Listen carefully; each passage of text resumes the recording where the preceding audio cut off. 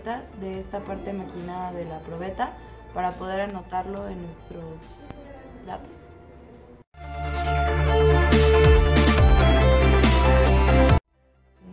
Estamos marcando media pulgada a partir de los extremos hacia el centro para tener como punto de referencia. El procedimiento para realizar la prueba de tensión consiste en ajustar la altura de los marcos suspendidos con las placas y los dispositivos de agarre de tal manera que quede el tamaño de la probeta.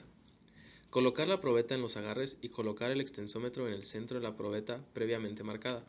Este se utiliza para disminuir la distorsión de las mediciones, al excluir las deformaciones causadas en los agarres, inversor, placas de la máquina, etc. A continuación se introducen los datos de...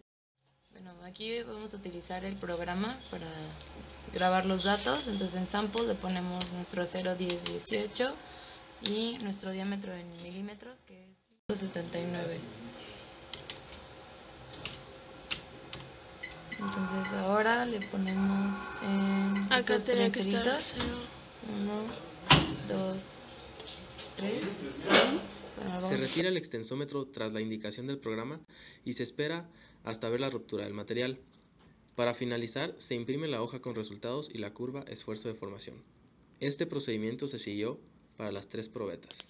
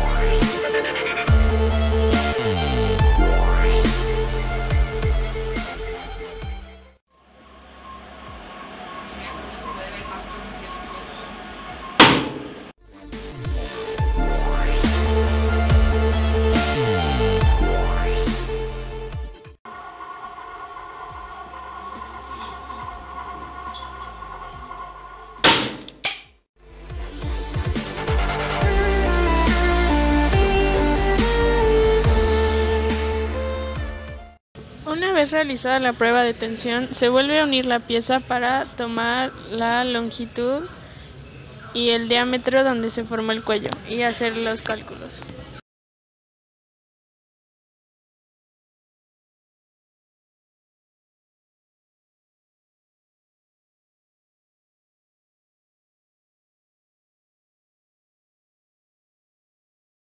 Para el procedimiento, los datos que se necesitan son el área inicial, el área final, la deformación, que se calcula longitud final menos longitud inicial entre longitud inicial, la resistencia a la afluencia y la resistencia a la tensión. Ambas fuerzas son diferentes y vienen de la gráfica porque son diferentes puntos en ella.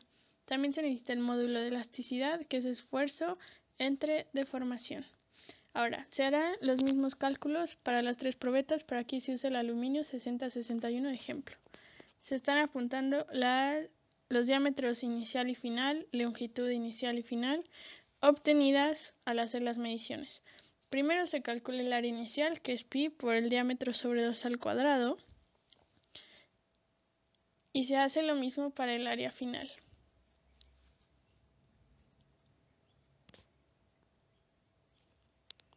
Después se calcula la deformación, que es la longitud final de 3.296 menos la longitud inicial entre la longitud inicial.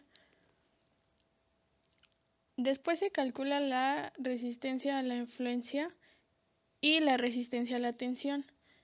La diferencia entre las resistencias es la fuerza que se usa, marcadas con flechas rojas, y estas vienen de los valores obtenidos al hacer la gráfica en la prueba de tensión. También se calcula el módulo de elasticidad, que es el esfuerzo entre la deformación. Para calcular el porcentaje de error se obtienen los valores de ambas resistencias de manuales. A continuación se muestran los datos obtenidos para cada probeta. En el aluminio 60-61, el porcentaje de elongación es de 15% y el porcentaje de reducción de área es de 44.9%. En el acero 10-18, el porcentaje de elongación es 9.53 y de reducción de área 52.6. y en el acero 4140 el porcentaje de elongación es de 5.13 y el de reducción de área de un 32%.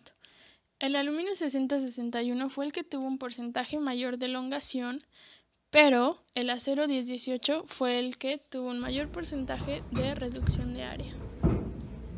La diferencia de los aceros, como podemos ver, es el número de carbonos que contiene. En estos números es el porcentaje que tiene. Este tiene 0.40% de carbono, este tiene 0.18% de carbono. El carbono es lo que los hace más duros. Entre más carbono, más duros, pero a la vez es menos dúctil, y por eso se utiliza en aplicaciones mecanizadas como los engranes, porque se aguantan más. Y en cambio, el que tiene menos carbono es menos duro y es más dúctil, por eso se utiliza en operaciones de deformación plástica como remachado y extrusión. Ahora vamos a comparar el aluminio con el acero. Obviamente el acero es más fuerte que el aluminio porque estamos hablando de otro material, y el acero, como podemos ver, es más duro que el aluminio y dúctil, pero sus usos es operaciones de deformación plástica, como ya dije, remachado y extrusión. En cambio el aluminio es menos resistente, es menos duro, es más dúctil y es resistente a la corrosión. Por eso sus aplicaciones pueden ser muebles y aplicaciones arquitectónicas, como un ejemplo pueden ser los marcos de las ventanas. La práctica fue interesante y didáctica. Aunque esta vez la segunda vez que realizo la práctica, ahora sí pude realizar la prueba yo solo, no como en la vez pasada, que éramos un grupo grande y solamente Cyril lo explicó con una probeta. Esta práctica es la tercera vez que la realizo y creo que esta vez pude aprender mejor cómo funciona la máquina universal y cuál es el significado detrás de las diferentes probetas y el punto de ruptura.